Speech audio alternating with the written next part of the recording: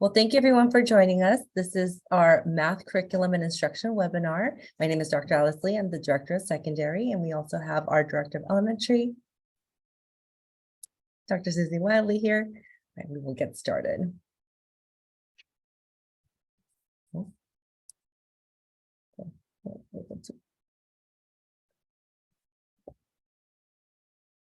One second. All right, I'm having a little bit of technical difficulty.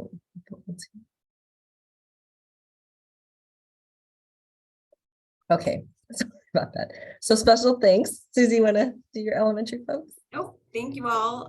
We have here for elementary, we have Stacy Dunn, Curtis Chin, principal from Montemalaga, and we have teacher Melinda Furlong, who is joining us from Silver Spur, and Stacy Dunn is our instructional coach. And we're excited to have them. From intermediate, we have Dr. Lee. We have Micah Farrell, principal at PBIS, Stephen Ide, teacher at Merrill Est, principal Mike Lee Hall from Merrill Est, Jaime Mancia, and Jacqueline started up from PBIS. And from the high school, we have Emily Melquist, Michelle Slattery, Laura Pelosari, Jennifer Cho, Barrett Chayont, Lorraine Lowe Norris, and Jennifer Penegos. Thank you everyone so much for being here today.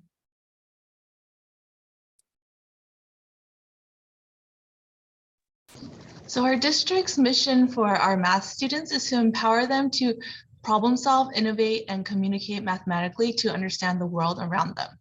We also strive to emphasize number sense and critical thought to develop students who continuously reflect on the meaning of problems and revise their strategies as needed.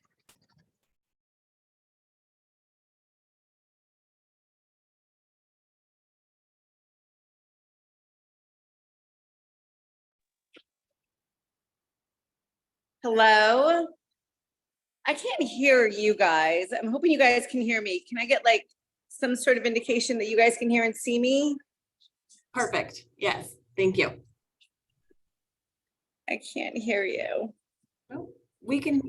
Yes, we can hear you. Oh. Okay. I'm just going to start.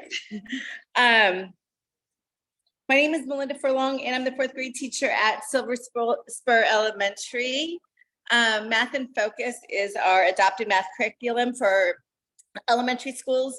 It was adopted in 2015 and was later changed to the 2020 version in 2021. It scaffolds instruction to meet the needs of individual learners with hands-on learning and visual models that support and optimize learning. The learning takes place in 3 basic steps, as you can see in that circle. In the concept stage, students use hands-on manipulatives to explore new concepts. From there, students move to the pictorial stage to see these ideas represented by diagrams and discover how models help demonstrate the relationship between numbers.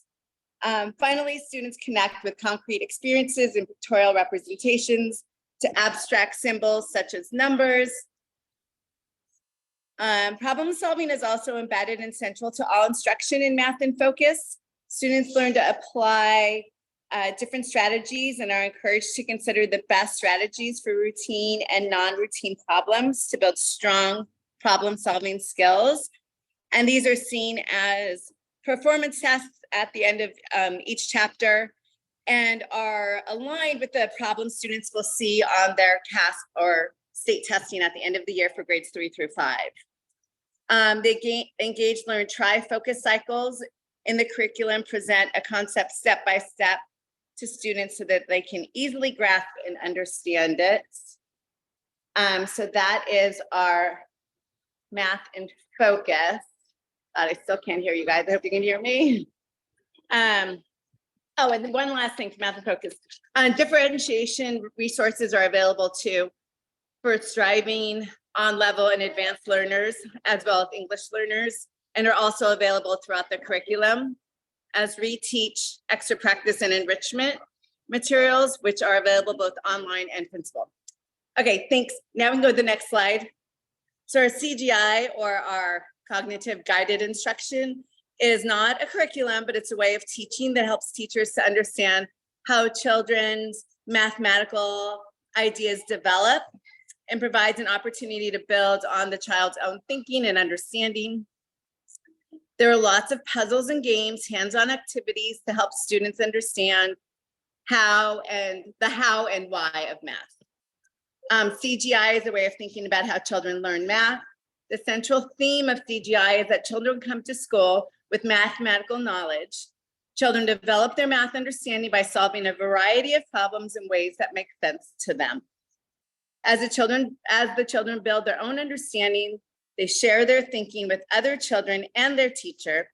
And as a result, children build connections and relationships among the mathematical ideas so that the math makes sense to them and math becomes meaningful in their lives. CGI practices are seen in classrooms, kindergartner through 5th grade and throughout the day, not just during math instruction. And that is it for our CGI. I think Mr. Curtis Chin will move on to the 4th grade math placement assessment. Thank you, Melinda. Appreciate that very comprehensive description of our elementary math program. Good evening. My name is Curtis Chin. I'm the principal at Montmalaga Elementary and happy to be here to provide information specifically about our 4th grade placement assessment. So each year around the end of February, beginning of March, our 4th grade students who have continually exhibited academic success in math are given the opportunity to take an online assessment to determine their eligibility for a 6th grade accelerated program. This assessment covers 5th grade standards, which are not taught in 4th grade. And really this test is not for everyone. It's for a select few that have, again, exhibited advanced skills, have received 4s on their report card consistently. So because of this, again, they are taking a test to show their ability that they have mastered all of the 5th grade standards because this is considered a double acceleration. So students who meet the criteria, they must actually meet all 3 of the criteria to qualify for double acceleration. That is a minimum score of 85% on the assessment, a score of 4 in all math domains in trimesters 1 and 2, and teacher recommendation required to qualify for this double acceleration opportunity. It is a fast-paced class. It is not just an advanced class for 5th graders that are moving into 6th grade, but really it is a 6th grade accelerated class at the intermediate school. So because of this double acceleration, there is no waiver that allows students to double accelerate without meeting the criteria outlined above. So if your child does meet this criteria, you still have the opportunity, the final decision, to have your child attend the intermediate school or continue at the elementary level. Thank you. And Stacy will now talk about the 5th grade summative assessment. Thank you, Curtis.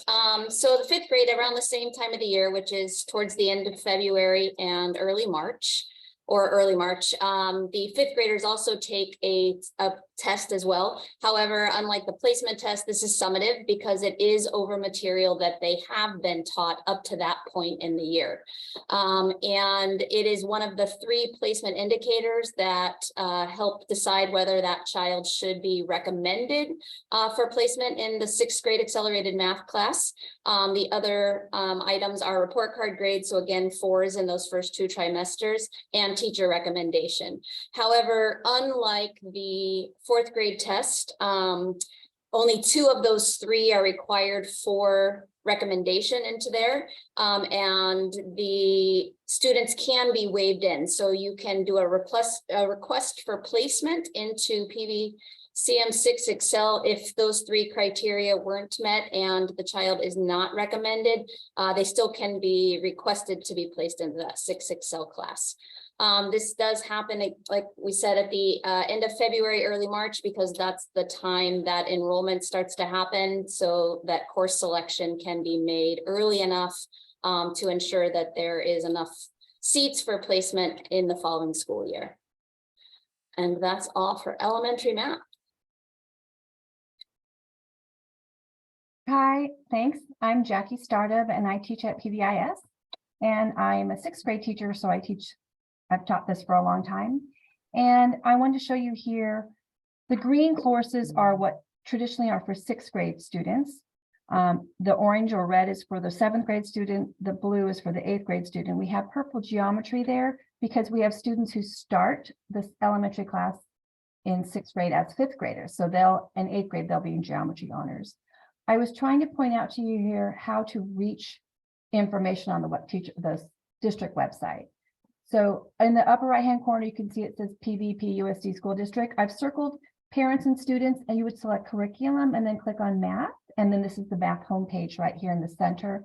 And you can choose 2 things, course sequence or request for placement. So if you can go to the next screen. Okay, here.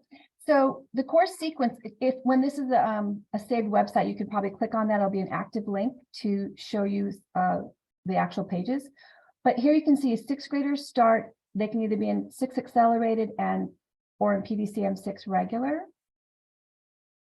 We're moving them constantly. I want you to know that it's not when you're in a pathway, you're not stuck in that pathway. We are moving kids up, moving kids down when it doesn't seem to be working. But the traditional pathway would be for an accelerated student to go straight across the top from 6 accelerated to 7, 8 accelerated, Algebra 1 honors, and then geometry in high school, unless they start the class as a 5th grader. And then those would all happen 1 year earlier. 6 regular students come in and they can take the accelerated program or the PVCM 7. Like I said, they're not stuck in a pathway. So we're constantly deciding, we're retesting, we're using the course pathway that it talks about course sequence. So to go from 6, to stay in the accelerated program, we ask that the students have teacher recommendation. They should have A's and or B's on their 1st and 2nd trimester report cards, and their test averages that they take during the year need to be 85% or higher.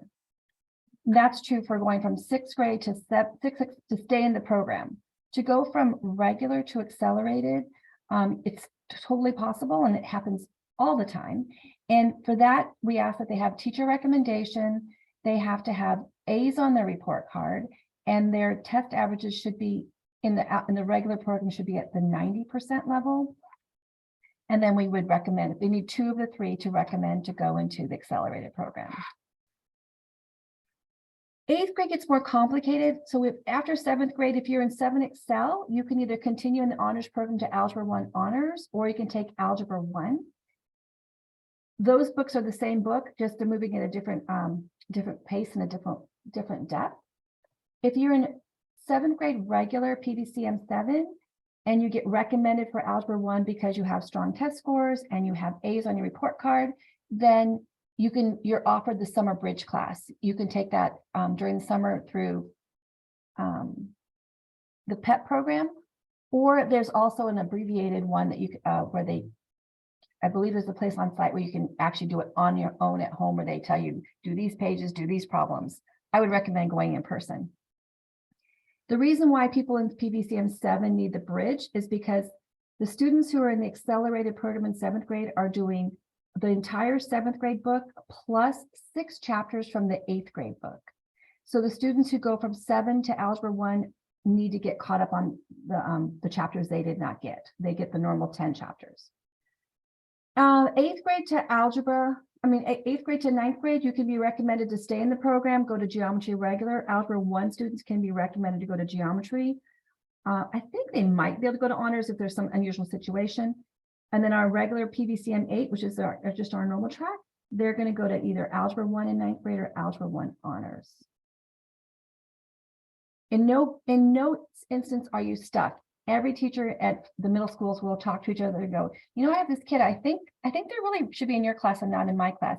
And we have further things we can do to kind of check and see, and we will move them. So don't be worried if your kid is in one track and they're not guaranteed to stay in that track. And that's all I have. Hi, everyone. I'm Stephen Ide. I'm a math teacher at Merrill West Intermediate, and over the last 13 years, I've had the pleasure of teaching all grade levels, 6, 7, 8, and nearly every single subject here on campus. I'd like to talk to you about the difference between Palos Verdes core math and the accelerated program. Starting in 6th grade, you might notice on the slide that both the 6th grade PVCM course and also the accelerated course in 6th grade use the exact same text. In PVCM 6 regular, we build on a lot of the stuff that has been taught in 4th and 5th grade math and build towards more of a secondary mathematical understanding of it. That include integers, fractions, decimals. We do get into more algebraic work in 1 and 2 step equations, and we dabble in basic geometry as we look at surface area of 3-dimensional solids and also 2-dimensional area. The difference between PVCM 6 and the accelerated version of it is that it's the exact same textbook, but it's supplemented by additional material. And a lot of the material that's supplemented into it is 7th grade mathematics that's practiced in PVCM 7. That would include rational numbers, which would be numbers that could be made into fractions. We also talk about decimals and percents. The accelerated program in 6th grade also talks about multi-step equations, another concept that's not discussed until 7th grade. We also introduce circles and solids in 6th Excel, another concept that we don't typically get to until PVCM 7. Jumping to 7th grade, the PVCM 7 regular course builds upon what was learned in 6th grade, including ratios, proportions, percent. We do get into multi-step equations with 3, 4, 5 steps. We talk about inequalities, more geometry work. Geometry is heavily focused in 7th grade, going over all kinds of polygons, special angles, and we finish off the year with statistics and probability. The big difference in accelerated in 7th grade compared to what a normal 7th grade student would experience is that PVCM 7, 8 accelerated does all 10 chapters in 7th grade. In addition to that, it pulls 6 chapters out of the 8th grade curriculum, which means that we have 16 chapters to get through in 7, 8 accelerated as a 7th grader. Because of that, it is a much faster paced course. We have 38 weeks to do 16 chapters, which means each chapter is about 2 to 3 weeks long. There's assessments, whether they're quizzes or tests every single week. And the pace is really what makes an accelerated class beyond just the additional 6 chapters.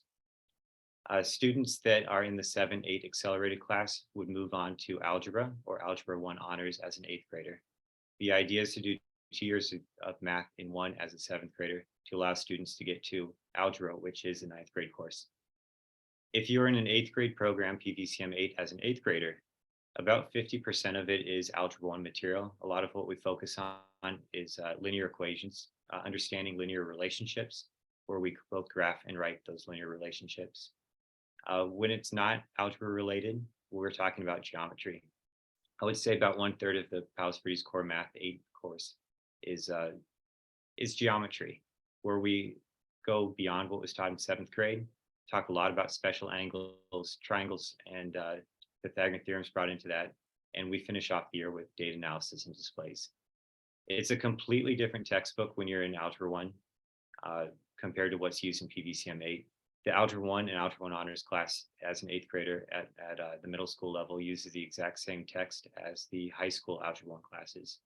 What they learn is much more beyond linear functions. They do quadratics, they learn about curves, exponential functions, radical functions. We learn how to do multi-step equations that involve factoring, and something that's not taught in any other course in middle school, it would be algebraic transformations.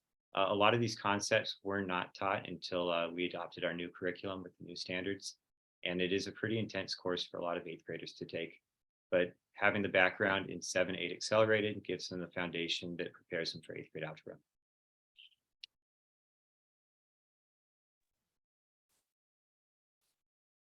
Hi, welcome. My name is Emily Melquist. I am a teacher at Peninsula High School. So as your child moves into high school, we welcome them with a wide variety of courses and pathway options.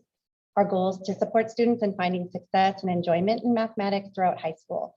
We believe that all students are math students and strive to help students recognize what math means for them. Next slide, please.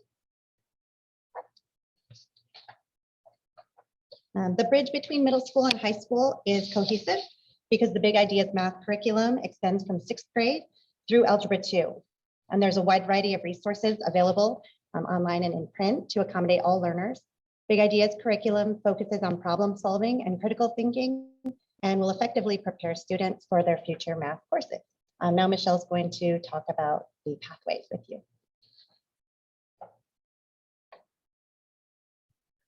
Hello, everybody. My name is Michelle Slattery, and I'm a teacher at Peninsula, and I am also working as a district TOSA on math curriculum and instruction. So here we have our math pathways. So the math pathways provides an opportunity for students to be successful and reach high levels of mathematics in high school. It also provides opportunities for students to choose what is best for them as a mathematical learner. Within this pathway, there are opportunities for students to make adjustments. As Jackie Startup was talking about in middle school, they also have those opportunities in high school so that they can find the path that is right for them. Within these pathways are options for students to find what is best for them for the future beyond high school, whether that be college, university, community college, or career readiness. 2 years of math are required for graduation. And 4 years of math is what is recommended for colleges and universities beyond high school. So you definitely want to complete the 2 years of math, and then we have lots of options to complete 4 years. So every student has an opportunity to take a course in all 4 years of high school. Next slide. So what does the math pathway look like? Looking at this math pathway, you can see that there are 6 columns in the pathway. There are obviously not 6 years in high school. So you are going to progress through the pathway in 4 consecutive columns. So you're going to begin on the left of the pathway with the course that you will start, or your child will start at in 9th grade. So wherever they end up after 8th grade math, whether that's accelerated track or whether that's the PVCM 8, then they will progress into the high school math pathway in one of these columns.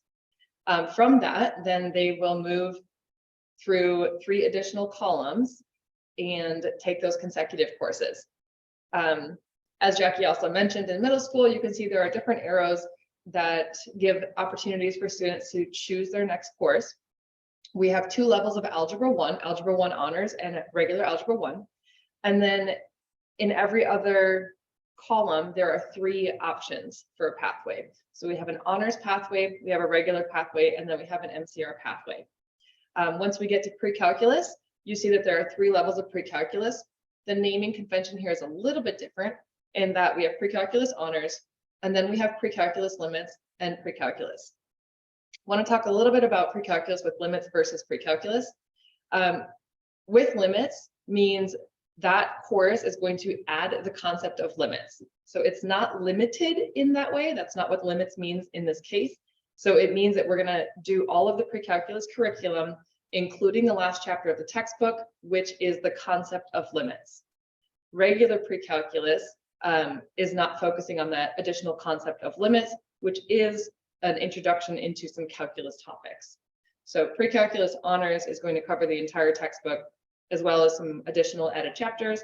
And then pre-calculus with limits will cover all the pre-calculus concepts, including limits, and pre-calculus will not include that limits topic. So to take a look and see what this might mean for your child, you can go to the next slide and see a sample pathway. So here, if your child starts in 9th grade in Algebra 1, you're going to follow the green. So assuming that they have a successful completion of Algebra 1, then they'll progress into geometry, which will then take them to Algebra 2 and then pre-calculus with limits. At any point, if they are struggling or are going to choose a different path for themselves, then they can move to an additional course that you can see an arrow that goes from one course to the next course. Next slide. This slide here shows if your student took Algebra 1 in 8th grade and then is moving into geometry as a freshman. So starting in geometry as a freshman, and then your child would progress to Algebra 2, then pre-calculus with limits, and then on to AP Calculus AB. And again, assuming that they are continuing, on the highest track for those courses. But again, at any point, they could take a different course where you see an arrow following. And next slide. And then this pathway shows if your child would enter high school in geometry honors. So they would take geometry honors in 9th grade, and then algebra 2 honors in 10th, progressing to pre-calc honors, and then to AP Calculus BC. Let me just quickly mention AP Calculus BC versus AP Calculus AB. These are both AP courses. So at the completion of each of these courses, the students will complete an AP Calculus test. The AP Calculus BC test will cover more content than the AP Calculus AB test.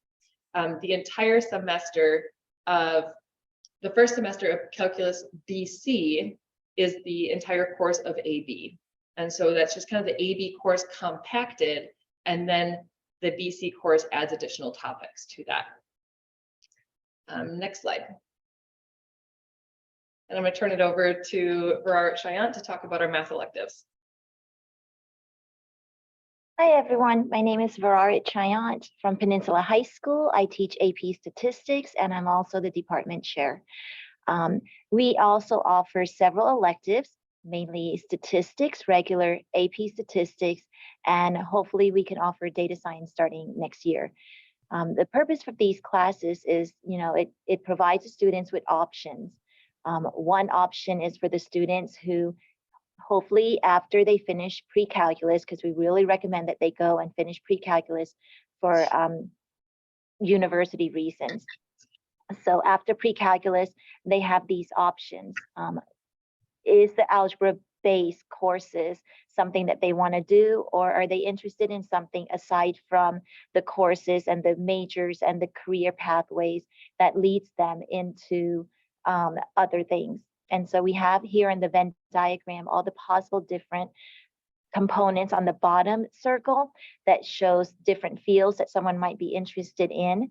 And perhaps it's something that is not algebra based, perhaps that it is, but it gives them the options to go into regular statistics or perhaps AP statistics, which are research and analysis. So you'll see that as the overlap between the yellow circle on the top left and the orange circle on the bottom where we have the research analysis. The regular statistics students will learn the basics of these courses and these concepts. The AP statistics will go much, much more in depth, and the class is much more rigorous. They will be gearing towards the AP exam to receive college credit. And the understanding is that they are working towards much more critical thinking skills and higher levels of analysis. And so those are the current ones. The students can take those classes instead of moving on into the calculus courses, or at the same time. Some students are interested in future career or majors in college that needs both. For example, a student going into business might need calculus and statistics, so they might want to take statistics or AP statistics concurrently with calculus and AP calculus. Some students might go into the humanities like psychology, and in those courses, and the career path, they wouldn't need calculus, so they might take statistics or AP statistics as singletons instead of on top of the other math courses. We're also hopeful to bring data science next year, and data science also, it's not as in-depth as AP statistics. It shows you the different things that you learn in the statistics with the data analysis, but it also includes a little bit of components with the computer science. And so a wonderful new option that we're hopeful to provide for students starting next year. And so for students who would like additional math pathways, they can take these courses concurrently with the algebraic base, or for students who are pursuing futures that need statistics and AP statistics and data science, they may take it concurrently.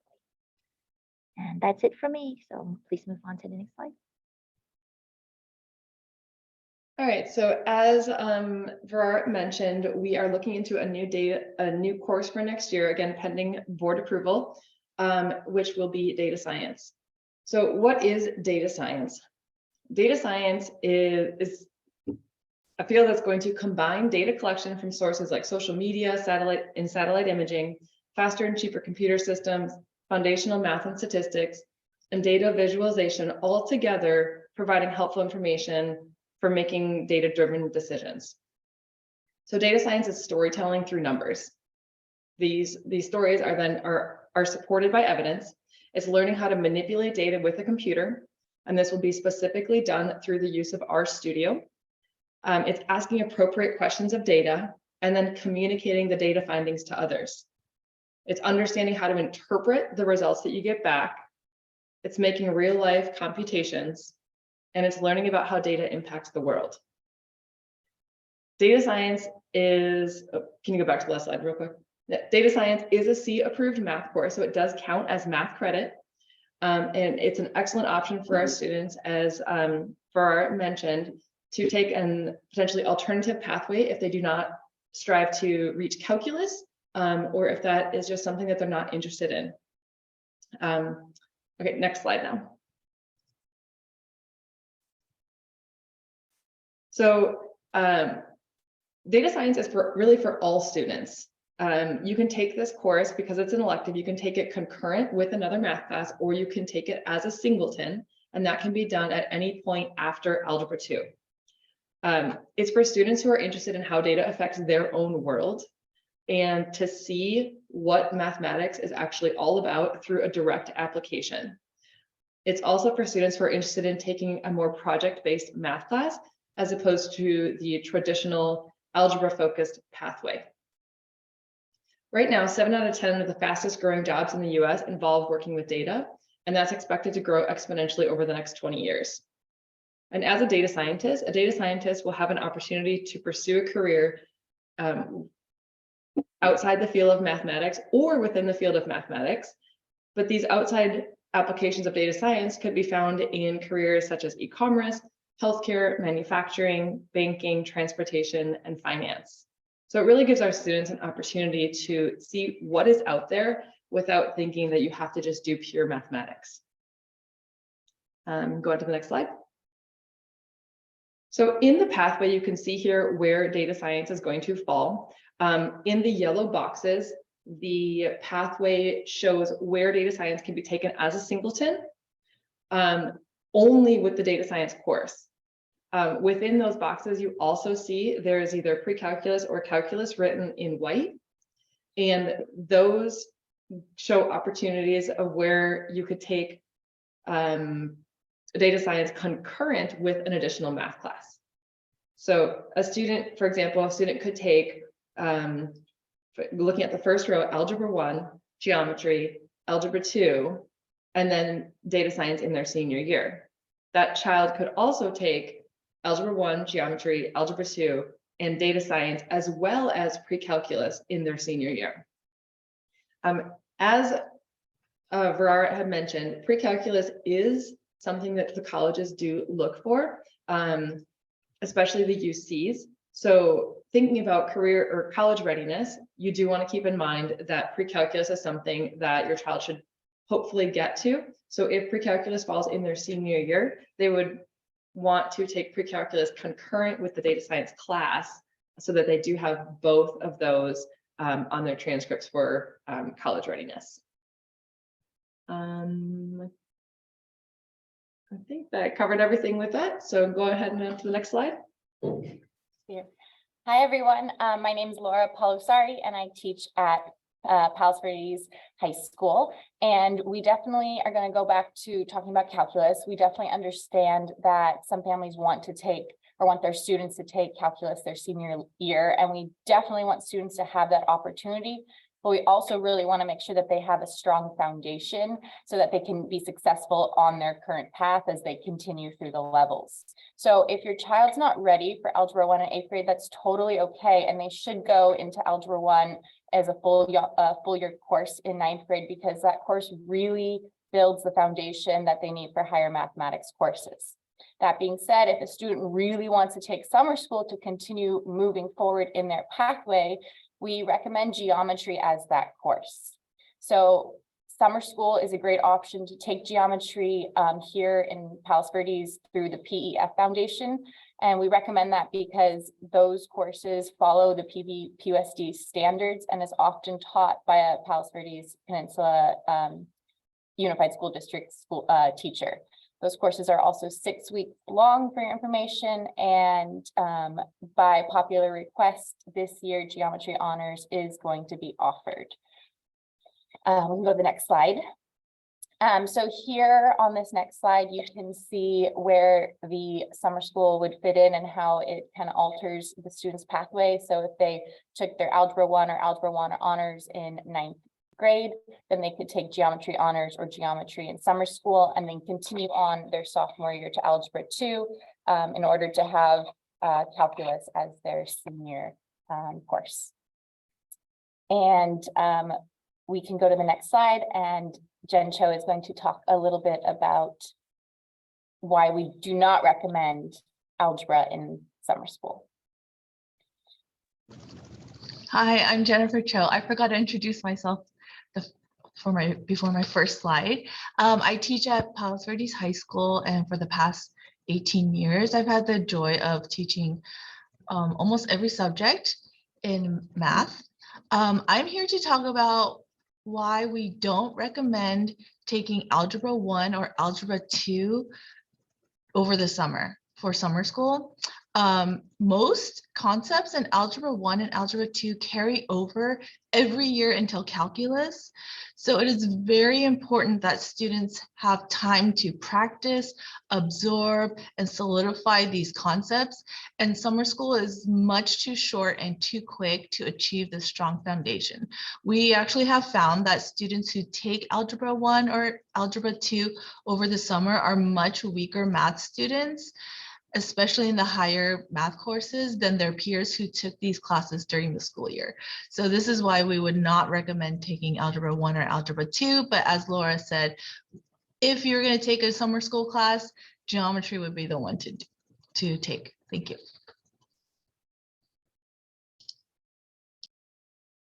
Hi, good afternoon. My name is Mike Lee Houghton, the principal here at Merrill Est Intermediate School. Throughout the year, our teachers work really hard to meet the needs of all of our students in their classroom. But with that said, we do have some students who are currently struggling in their mathematics class. And so this year, we're exploring the opportunity to offer additional support over the summer. And what you can see in front of you on this slide, it says 7th grade math readiness, 8th grade, and algebra readiness. And so that 7th grade math readiness is an opportunity for struggling 6th graders to review 6th grade content and preview 7th grade content over the summer prior to entering their 7th grade year of mathematics. And that's similar for our 8th grade group, where they would look at 7th grade material before going and then preview 8th grade material. And then the same for algebra with 8th grade material and previewing algebraic material before going into the class. These programs basically will reinforce topics that they've learned throughout the year and give students an opportunity to revisit material.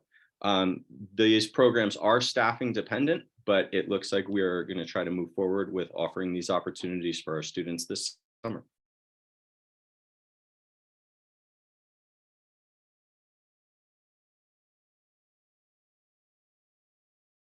So thank you everyone for attending, and thank you to all of our staff and teachers that are here today.